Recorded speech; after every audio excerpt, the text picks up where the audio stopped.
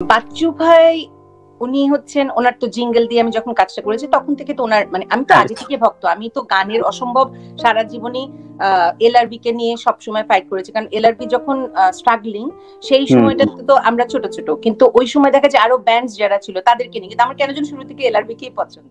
আমার একটাই ইচ্ছে ছিল যে আমি বসের সাথে প্লে করব একদিন, এবং আল্লাহ পাক আমাকে পরে ওই স্ট্র্যান্ড ব্যান্ড থেকে আমরা একটা অ্যালবাম বের করতে এসে তারপর তো অ্যালবামের কাজ করতে করতে করতে বস আমাদেরকে হেল্প করছিলেন। কিছু কিছু জিনিস থাকে না যে খুব লাকি, এটা রোজ রোজ বসের খুব কাছে ছিল, জানবে যে কিছু কিছু একটা টি শার্ট বা একটা ক্যাপ বা হ্যাট এরকম কিছু জিনিস কিন্তু বসের খুব লাকি, মানে এটা আমি সব শোতে পড়ি এরকম।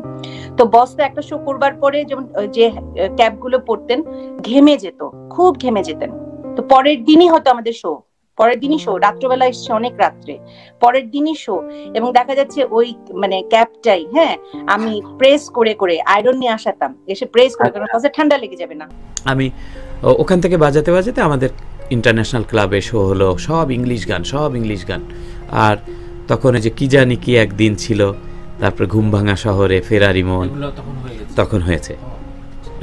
তো ওইগুলা বাজাতাম। তারপরে তোমার চিঠি পেয়েছি আজ এখনই।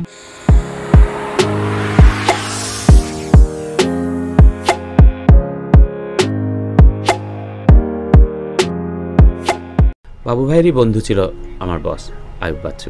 তো তখন আমাদের বাড়িতে উনি খেতে আসতেন, যখন আসতেন আড্ডা মারতে আসতেন বাবু ভাইয়ের সাথে। মিউজিক ওখানে করি কিন্তু বসের সাথে না। তখন আমাকে বাবু ভাই স্পার্কস নামে একটা ব্যান্ডে ঢুকিয়ে দেয়, এবং আমি সেখানে পার্থ বড়ুয়া দাদার সাথে আমি উনি আমার হচ্ছে ইনস্ট্রাক্টর ছিলেন, বলতে গেলে মেন্টর ছিলেন। তো ওনার কাছ থেকে কিছুদিন শিখে তখন আমি কিবোর্ডের প্রতি আমার খুব ইচ্ছা হলো যে আমি কিবোর্ড প্লে করব। গান তখনও আমি ওরকম করি না, কিবোর্ড প্লে করি, গানও গাইতে পারি। তারপরে উনি আমাকে 6টা গান তুলে দিলেন। মনে আছে প্রথম গান ছিল নীলাঞ্জনা, হ্যাঁ, তারপরে কয়েকটা ইংলিশ গানও ছিল এর সাথে।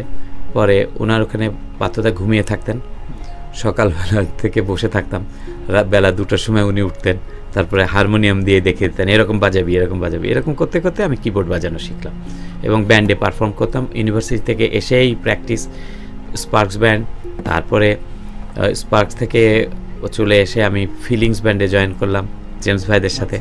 তো ওখানে প্রায় 200-300 গান। বাচ্চু ভাই উনি হচ্ছেন, ওনার তো জিঙ্গল দিয়ে আমি যখন কাজটা করেছি তখন থেকে তো ওনার মানে আমি তো আগে থেকে ভক্ত। আমি তো গানের অসম্ভব সারা জীবনই এলআরবি কে নিয়ে সবসময় ফাইট করেছি, কারণ এলআরবি যখন স্ট্রাগলিং সেই সময়টাতে তো আমরা ছোট ছোট, কিন্তু ওই সময় দেখা যায় আরো ব্যান্ডস যারা ছিল তাদেরকে নিয়ে, কিন্তু আমার কেন যেন শুরু থেকে এলআরবি কেই পছন্দ সব সময়। তো যাই হোক, আমি বাচ্চু ভাইয়ের সাথে আমার প্রথম দেখা হয় হচ্ছে আমি যখন কোরিওগ্রাফি করি, বাচ্চু ভাই একটা লাইভ করবেন মানে এলআরবি আর কি।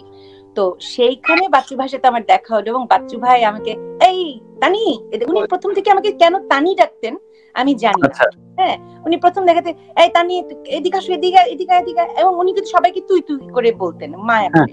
এবং আমার কাছে প্রথম যেদিন আমি বাচ্চু ভাইয়ের সাথে দেখা হয়েছে আমার কখনো মনে হয়নি যে ওনাকে আমি সেদিনই প্রথম দেখলাম, মনে হচ্ছে আমি যুগ যুগ ধরে ওনাকে চিনি। হ্যাঁ, উনি কিন্তু এরকমই মায়াময় একটা মানুষ, এবং উনি আমাকে যে কি মায়া করতেন। এবং আমার মনে আছে যে আমরা একসাথে যখন আমেরিকায় আসলাম, বসের ছিল যে আমাকে এটাও সেই দায়িত্বটা আমি অনেক অনেক আমার গুরুজনদের সাথে করেছি। উনি সবসময় তানি তোর হাতের কফি খাবো, এবং ওই ওনার ওই ওখানে সেট আপ দেয়া থাকতো, বস আবার একটু কড়া করে কফি খেত, তো সেইগুলো আমি মানে সুন্দর করে বসকে বানিয়ে টেনে দিতাম, এবং বলতে ওর কফিটা খাওয়ার পরে আমার অন্য কোথাও যে মানে অন্য জায়গার কফি আর ভালো লাগে না, আর তোরা কেউ বানাতে পারিস না। মানে বসের সাথে তো অনেকেই থাকতো, সবাই চাইতো বসকে খাওয়াতে, কিন্তু বস সবসময় না তানির হাতের কফি খাবো। তারপরে বছর 2 পরে ওখান থেকে ফিলিংস তখন অলমোস্ট ভেঙে যায় এরকম অবস্থা। তো কারণ ফান্টি আর জেমস ভাই তখন বিদেশে সেটেল করার জন্য আর কি খুব চেষ্টা করেছিল আর কি। তো তারা চলে গেল দেশ থেকে, পরে সম্ভবত বাইরে থেকে ওনারা ফেরতই চলে আসলো। পরে ওই যে টাইমটা ওনারা ছিল না, তখন আমি স্ট্র্যান্ড নামে একটা ব্যান্ডে জয়েন করি। জয় ছিল ওই স্ট্র্যান্ড ব্যান্ডের ক্যাপ্টেন, জয় হচ্ছে এলআরবির জয়। ওখান থেকে স্ট্র্যান্ড থেকে আমরা একটা অ্যালবাম বের করতে আসতাম। এর মাঝখানে বসের সাথে কিন্তু আমার প্রায় রেগুলার যোগাযোগ হতো। উনি বলতো হ্যাঁ তুমি কিন্তু খুব সুন্দর বাজাও, আর যেহেতু আমি ফ্রেন্ডের ভাই, তারপরে আমি বলতাম যে আমাকে আপনি একটু শিখাবেন, আমাকে আপনার সাথে থাকতে চাই। আমার একটাই ইচ্ছে ছিল যে আমি বসের সাথে প্লে করব একদিন, এবং আল্লাহ পাক আমাকে পরে ওই স্ট্র্যান্ড ব্যান্ড থেকে আমরা একটা অ্যালবাম বের করতে এসে তারপর তো অ্যালবামের কাজ করতে করতে বস আমাদেরকে হেল্প করছিলেন। ডন স্টুডিওতে, ডন এখন আর বোধহয় নেই, ডন স্টুডিওতে রেকর্ডিং হচ্ছিল। তো তখন আমরা থাকতে থাকতেই বস সোল ছেড়ে দিলেন, ছেড়ে বললেন আমি একটা ব্যান্ড করব। তো তখন আমরা 91-এ এলআরবি। এই যে বসের মায়াটা, এবং আমার কাছে মনে পড়ে যে আমরা যখন ইয়েতে ছিলাম এই পুরো লম্বা ট্যুরটাতে, বস কিন্তু কিছু কিছু জিনিস থাকে না যে খুব লাকি, এটা রোজ বসের খুব কাছে ছিল, জানবে যে কিছু একটা টি শার্ট বা একটা ক্যাপ বা হ্যাট, এরকম কিছু জিনিস কিন্তু বসের খুব লাকি, মানে এটা আমি সব শোতে পড়ি এরকম। তো বস তো একটা শো করবার পরে যেমন যে ক্যাপ গুলো পরতেন, ঘেমে যেত, খুব ঘেমে যেতেন। তো পরের দিনই হয়তো আমাদের শো, পরের দিনই শো, রাত্রবেলা এসছে অনেক রাত্রে, পরের দিনই শো, এবং দেখা যাচ্ছে ওই মানে ক্যাপটাই হ্যাঁ আমি প্রেস করে করে আয়রন নিয়ে আসাতাম, এসে প্রেস করে, কারণ বসে ঠান্ডা লেগে যাবে না হলে। হ্যাঁ, সো আমি কিন্তু ওনাকে একদম আমার বাবার মতো, আমার বাবা বড় ভাই যেটাই বলিস, বস কিন্তু আমাকে ওইভাবে করে মায়া করতো। তা নিয়ে দেখছিস কিভাবে ঘেমে গেছে, কিভাবে ক্যাপটা বস আপনি টেনশন করেন না, আমি ইয়ে করে দিচ্ছি, সেই ক্যাপটাকে ইস্ত্রি করে করে করে করে, আই ডু রিমেম্বার দ্যাট। হ্যাঁ হ্যাঁ, তখন আমরা বসের সাথে সোলো বাজাই, বসের সোলো, তখনও উনি সোল ছাড়েননি। তো তারপরে উনি ছাড়বেন করছে, তখন আমাদের নিয়ে প্র্যাকটিস করতে করতে আমি, জয়, স্বপন ভাই, যেহেতু ফিলিংসের থেকে জেমস ভাই আর ফান্টি অনেক দিন অ্যাবসেন্ট, মানে দেশেই নাই, তখন স্বপন ভাই কি করবে, স্বপন ভাই আবার বসের সাথে সোলো পারফরমেন্স যখন বস করতেন তার সেখানে বেস বাজান।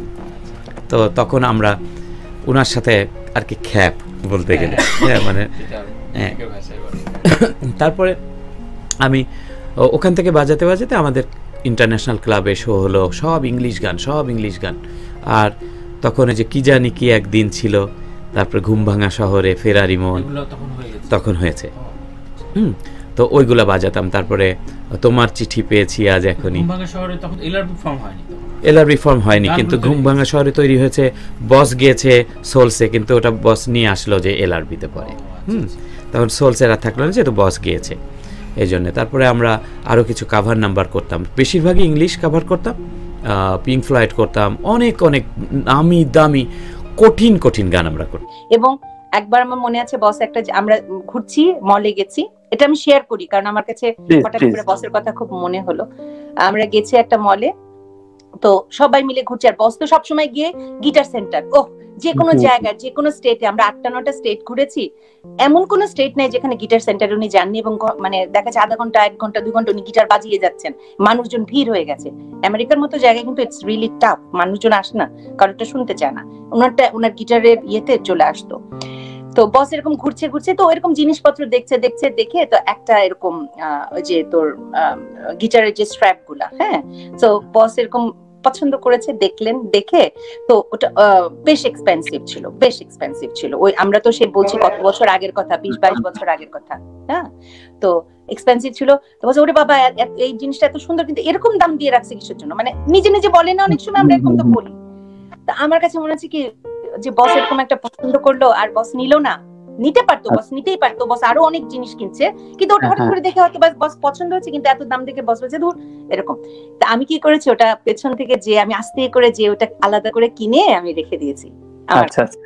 তারপরে বসের যখন পরের দিন যখন আমরা শোতে যাওয়ার আগে ওটা আমি বস কিছু, বস না আমার দিকে, করছিস কি তুই এটা নিয়ে, আমি বস আপনি একটা জিনিস পছন্দ করেছেন, হ্যাঁ, আপনাকে আমি যেভাবে শ্রদ্ধা করি, যে জায়গাটা আপনি আমার আছেন, আপনার জিনিস পছন্দ করেছেন, এটা এরকম হতে পারে, তুই ছোট্ট একটা মানুষ, তুই এটা কি করেছিস, তুই মানে কত হাজারবার যে বললো, আমি তো আপনার মেয়ের মতো, আমি তো আপনার বোনের মতো, কেন আপনি এটা নিয়ে ইয়ে করছেন। ফেলতাম, স্টেজে করতাম এবং বলতাম যে এটা নতুন গান বানাইছি আপনাদের জন্য, আপনারা দেখেন কেমন লাগে। দেখি অনেক হেড ব্যাঙ্গিং হচ্ছে, হ্যাঁ, ওইটা থেকেই ওই স্টেজ থেকে কিছু মানুষ, তো ওখানে 20-30 হাজার মানুষ হতো বা কখনো 10,000 মানুষ হতো, তারাও ওটা গুনগুন করতে পরে আমরা 91-এর পরে 92-তে আমরা হচ্ছে রেকর্ডিং করলাম একবারে 24টা গানের, দুটো মানে একটা ডাবল অ্যালবাম, যেটা হচ্ছে বাংলাদেশের প্রথমবার ডাবল অ্যালবাম।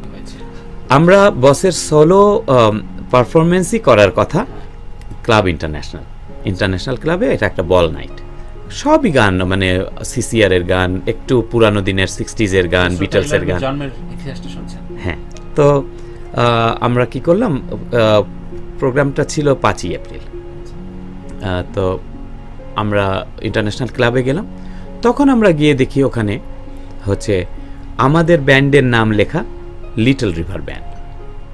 আচ্ছা আচ্ছা। হ্যাঁ, বস কিন্তু নামটা দিয়েছিলেন ইয়েলো রিভার ব্যান্ড।